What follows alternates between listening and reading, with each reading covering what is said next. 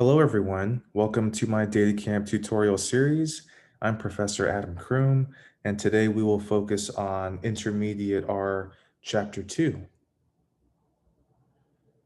Chapter 2 focuses on loops.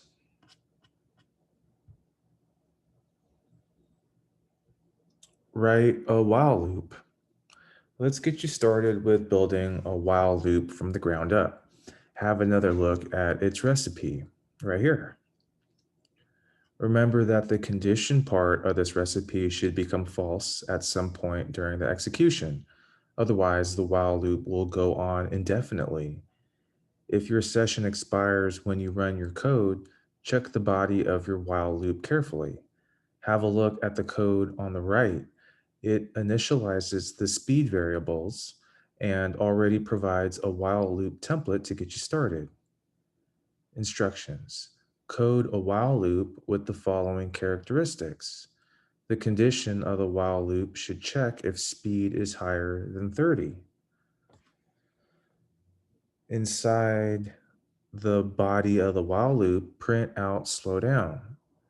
Inside the body of the while loop, decrease the speed by 7 units and assign this new value to speed again. This step is crucial.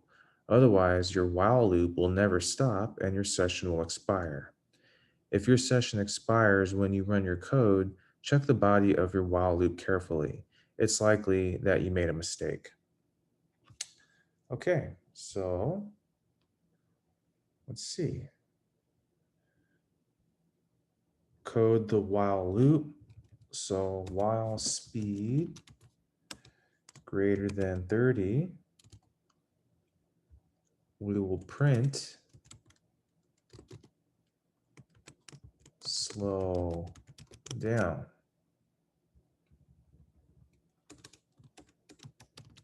Speed, and it asked us for decrease the speed by 7 units. So speed minus 7. Finally, print out the speed variable. So type out speed. Submit answer. Great job. Proceed to the next exercise. Throw in more conditionals. In the previous exercise, you simulated the interaction between a driver and a driver's assistant. When the speed was too high, slow down got printed out to the console, resulting in a decrease of your speed by 7 units. There are several ways in which you could make your driver's assistant more advanced. For example, the assistant could give you different messages based on your speed or provide you with a current speed at a given moment. A while loop, similar to the one you've coded in the previous exercise, is already available in the editor. It prints out your current speed, but there's no code that decreases the speed variable yet, which is pretty dangerous. Can you make the appropriate changes? Instructions. If the speed is greater than 48, have R print out slow down big time and decrease the speed by 11. Otherwise, have R simply print out slow down and decrease the speed by 6. If the session keeps timing out and throwing an error, you're probably stuck in an infinite loop. Check the body of your while loop and make sure you are assigning new values to speed. All right, so let's go over here. Extend, adapt the while loop. So while speed is greater than 30, print paste, your speed is speed, okay? If speed is greater than 48, then print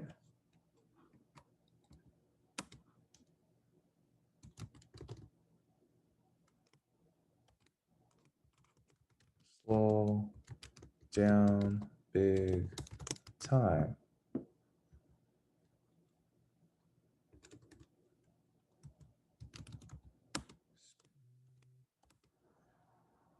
And speed minus 11, else print slow down. Speed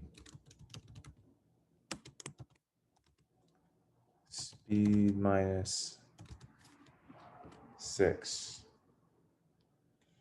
And let's give that a shot. Submit answer. Wonderful. To further improve our driver assistant model, head over to the next exercise. Stop the while loop. Break.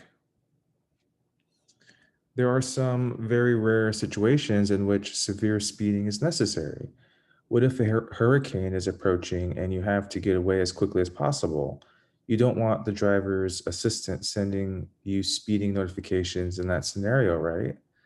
This seems like a great opportunity to include the break statement in the while loop you've been working on. Remember that the break statement is a control statement. When R encounters it, the while loop is abandoned completely. Instructions. Adapt the while loop such that it is abandoned when the speed of the vehicle is greater than 80. This time, the speed variable has been initialized to 88. Keep it that way. Okay, so we'll go over to the right. While speed is greater than 30, print paste your speed is, okay. So 7, break the while loop when speed exceeds 80. So if speed is greater than 80, then break. If speed is greater than 48, print slow down big time. Speed else. Okay, so that looks good. Let's check. Submit answer. Wonderful. Now that you've correctly solved this exercise, feel free to play around with different values of speed to see how the while loop handles the different cases. Press enter to continue. All right, next exercise, build a while loop from scratch. The previous exercises guided you through developing a pretty advanced while loop, containing a break statement and different messages and updates as determined by control flow constructs. If you manage to solve this comprehensive exercise using a while loop, you're totally ready for the next topic, the for loop. Instructions. Finish the while loop so that it prints out the triple of I, so 3 times I at each run. Is abandoned with a break if the triple of I is divisible by 8, but still prints out this triple before breaking. Okay, so we'll go over to the right. Print. So we'll fill this out.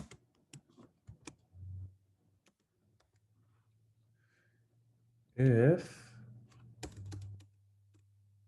3 I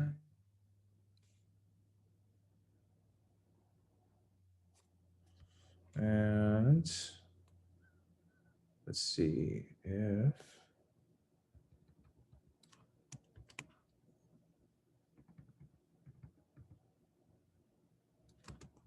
let's do this.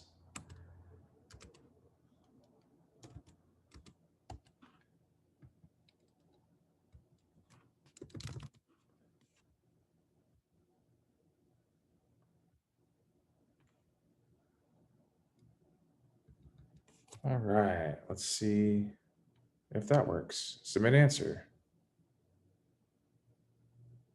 Oh, whoops. So what did I do here? Oh, so I forgot, I made a syntax error. So just make sure that you have the appropriate syntax. So you see I have 2 open parentheses. I only had 1 closed parentheses. I was missing the second closed parentheses here. So go ahead and make sure that you include the correct syntax. So I just included that. So the open parentheses matches the closed parentheses. We'll submit the answer and that should work. Great work. Head over to the next video. So we'll skip through the videos and just get straight to the exercises. So this is loop over a vector. In the previous video, Philip told you about two different strategies for using the for loop. To refresh your memory, consider the following loops that are equivalent in R. And you can look in here. Remember our LinkedIn vector? It's a vector that contains the number of views your LinkedIn profile had in the last 7 days. The LinkedIn vector has already been defined in the editor on the right so that you can fully focus on the instructions. Write a for loop that iterates over all the elements of LinkedIn and prints out every element separately.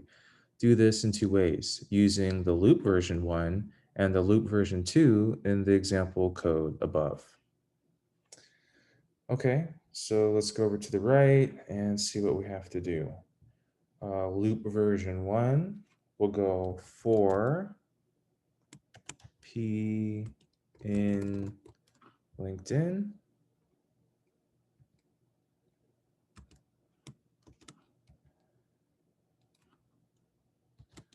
Print P. And then for loop version 2, let's go ahead and try for I in 1 length LinkedIn.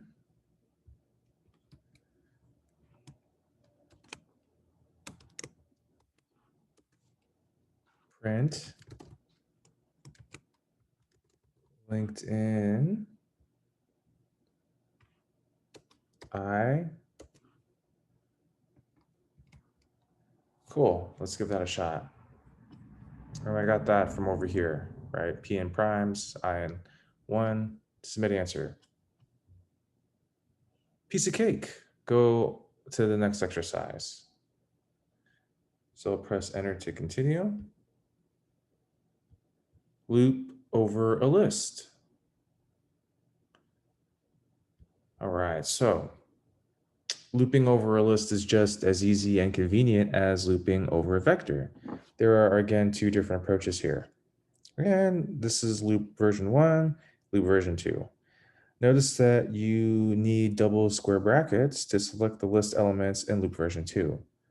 Suppose you have a list of all sorts of information on New York City, its population size, the names of the boroughs, and whether it is the capital of the United States. We've already prepared a list, NYC, with all this information in the editor. Instructions. As in the previous exercise, loop over the NYC list in two different ways to print its elements. Loop directly over the NYC list, define a looping index, and do subsetting using double brackets. Okay, so let's go over to the right.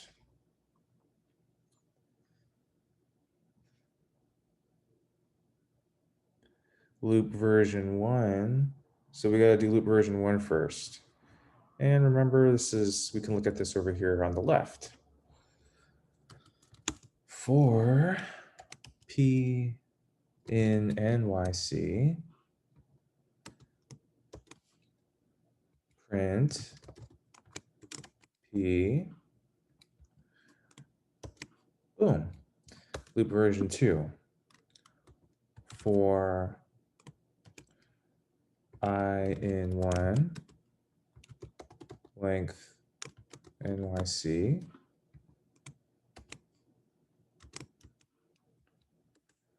print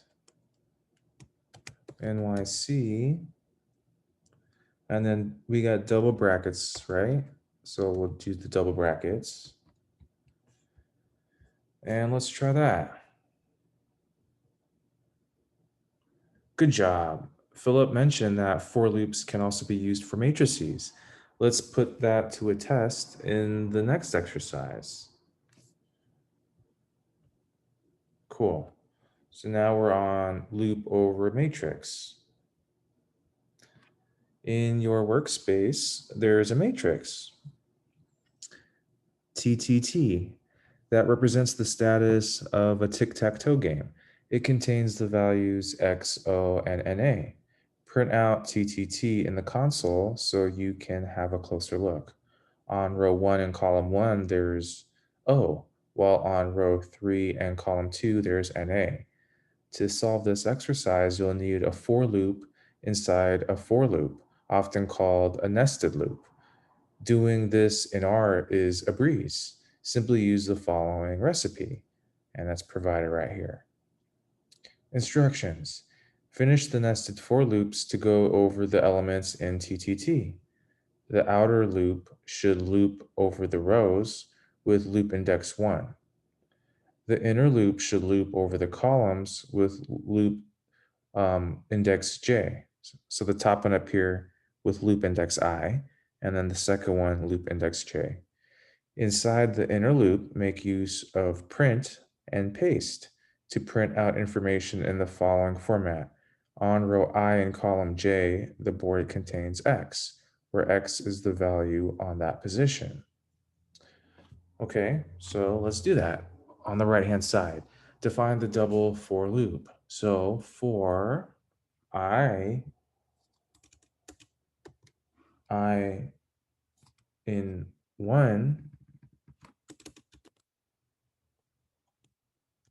and row TTT for J in 1. This one's a column, right? TTT. And then print, paste on row I and column J. The board contains TTT bracket I comma J bracket.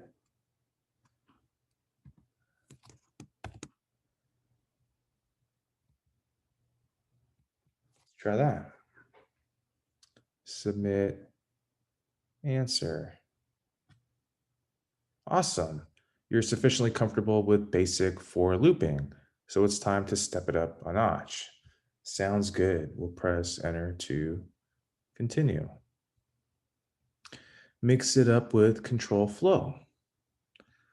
Let's return to the LinkedIn profile views data stored in a vector LinkedIn. In the first exercise on for loops, you already did a simple printout of each element in this vector. A little more in-depth interpretation of this data wouldn't hurt, right? Time to throw in some conditionals. As with the while loop, you can use the if and else statements inside the for loop. Instructions. Add code to the for loop that loops over the elements of the LinkedIn vector. If the vector element's value exceeds 10, print out your popular. If the vector element's value does not exceed 10, print out be more visible. All right, so let's go over to the right and let's see what we have to do. So code the for loop with conditionals. So here, if Li is greater than 10, right? We want to print, what do we want to print? Your popular.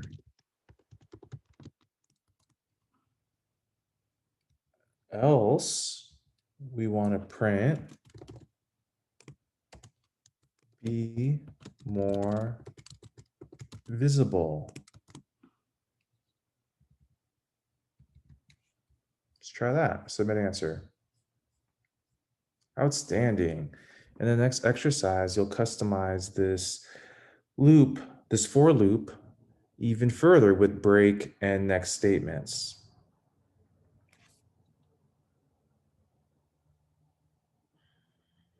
All right, next you break it.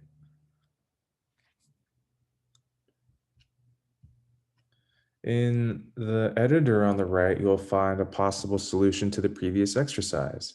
The code loops over the LinkedIn vector and prints out different messages depending on the values of li. In this exercise, you will use the break and next statements. The break statement abandons the active loop. The remaining code in the loop is skipped, and the loop is not iterated over anymore. The next statement skips the remainder of the code in the loop, but continues the iteration.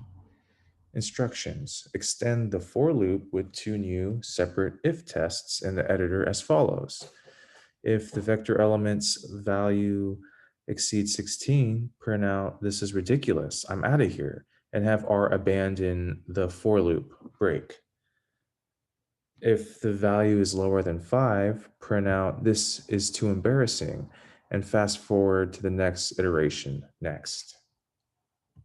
Okay, so let's go to the right and adapt extend the for loop. So for li in LinkedIn, if li greater than 10, print you're popular, else print be more visible. Okay, so add, okay, so I gotta start doing stuff here.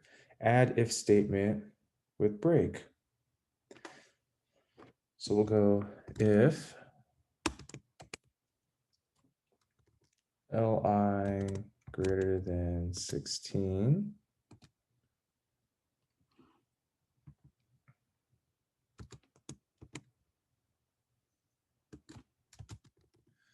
if li is greater than 16, print this is ridiculous.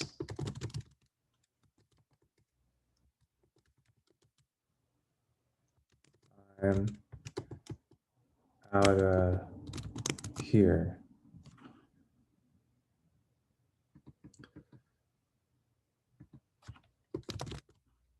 Break, right? Add if statement with break. Next is add if statement with next. So that is going to look like this. If statement, if li is less than 5, print this is too embarrassing. This is too embarrassing.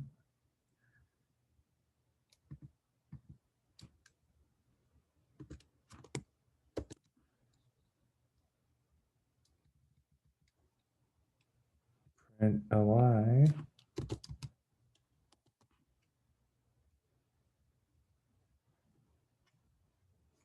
Submit answer.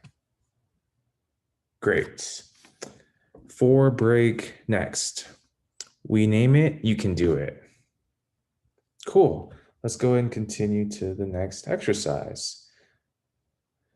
Build a for loop from scratch. This exercise will not introduce any new concepts on for loops. In the editor on the right, we already went ahead and defined a variable rquote. This variable has been split up into a vector that contains separate letters and has been stored in a vector chars with the string split function or a structure split function. strsplit, that's the function. Can you write code that counts the number of r's that come before the first u in our quote? Instructions: initialize the variable rcount as 0. Finish the for loop. If chars equals r, increase the value of rcount by 1. If char equals u, leave the for loop entirely with a break. Finally, print out the variable rCount to the console to see if your code is correct. Okay, cool. So we'll go to the right. We'll see what we have to do now. The first thing we have to do is initialize rCount. So easy enough. The next thing we have to do is finish the for loop. So for char in chars, if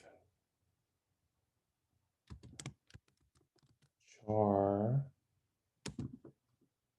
equal r,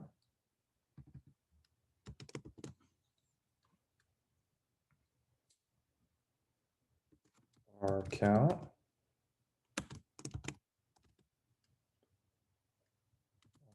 rCount plus 1.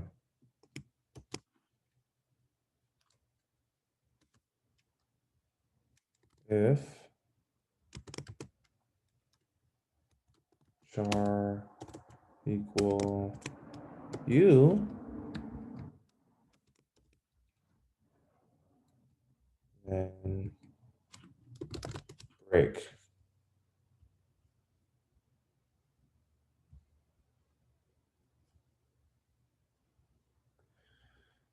Okay, and then we're going to print out our count. So count. You can wrap that in print or you can just type it like that. Let's submit the answer. Formidable. This exercise concludes the chapter on while and for loops.